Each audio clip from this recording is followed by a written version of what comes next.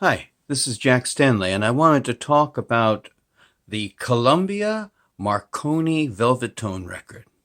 It's an interesting and fascinating chapter in the history of sound recording, and one that's not talked about too much because it's a very short history.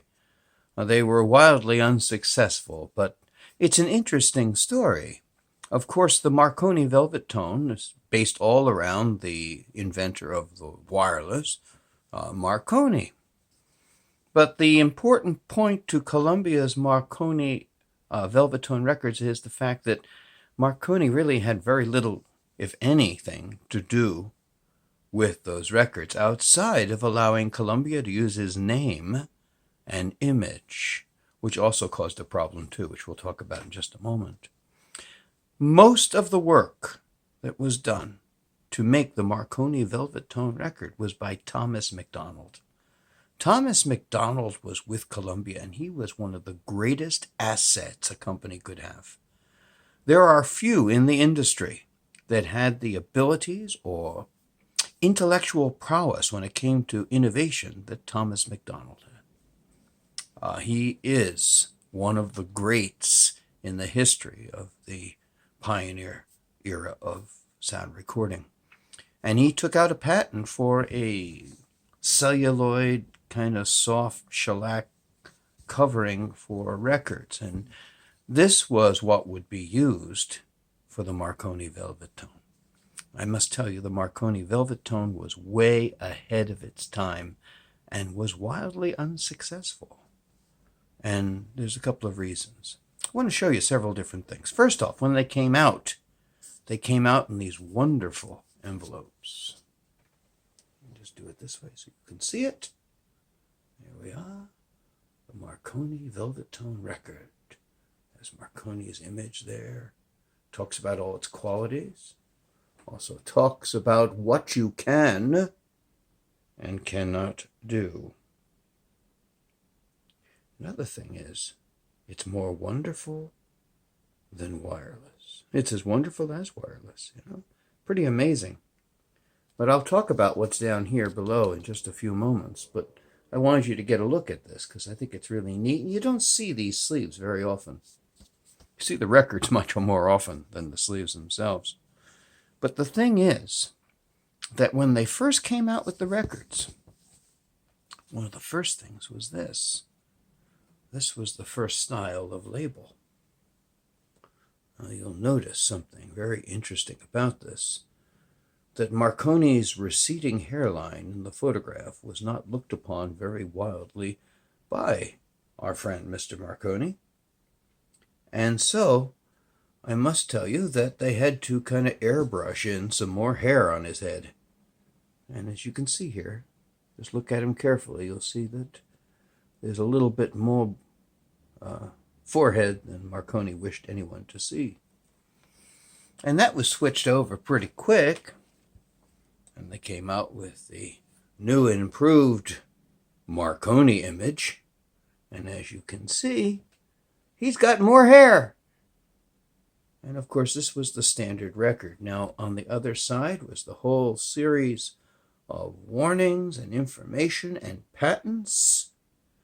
But the one thing that was very, very important was the fact that they had special gold needles. And these were special needles designed to play these.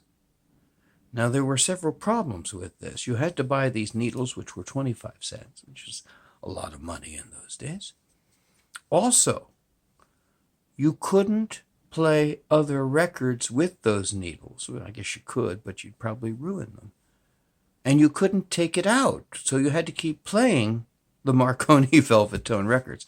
It was a lot of problems. It's expensive stuff. And like I'm looking here, it just says here, I'll read it verbatim to you. Put it in the light so I can see it. It says, the only especially, that's not working. Let's do it this way. The only especially prepared gold-plated needles with this record. Use only the specially prepared gold-plated needles with this record. All other needles will ruin it. And it says, don't remove, reinsert, or change position of the needle until you are ready to discard it. So what this is saying basically is you got to use the same needle with those records, so you can't use anybody else's records. This is a problem. And it led to some serious issues. They didn't sell fantastically well. They're fascinating records. But I mean, look at this. This is 1907. Look at that. It's flexible. You won't see this until many, many years later. But still, they were not successful. At the end of the whole debacle, and they had lost a lot of money in this, they decided to try doing international sales of the Marconi Velvet Tone. And so, of course, they came up with their special, this is a Spanish Marconi, but what's really neat is they did these toward the end of 1907 and the beginning of 1908. There's a record on the other side. Not the same numbers for the records. It's two separate one-sided records they just put together on a two-sided with no rhyme or reason or a basic similarity to the other. Like this has a French song on one side, has a Spanish song on the other. Yahoo!